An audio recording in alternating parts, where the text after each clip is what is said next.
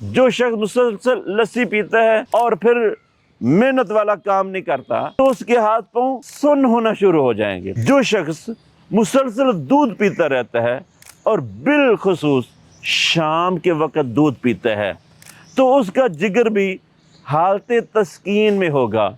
तो जब वो सुबह उठेगा उसका उठना महाल हो जाता है।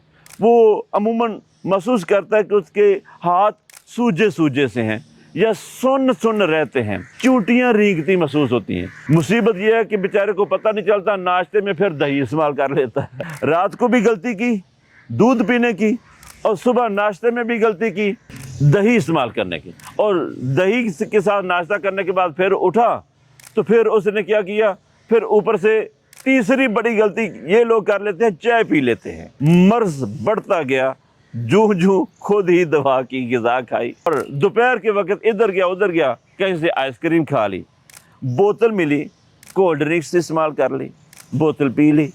शाम के वक्त कोई और चीज़ खा ली।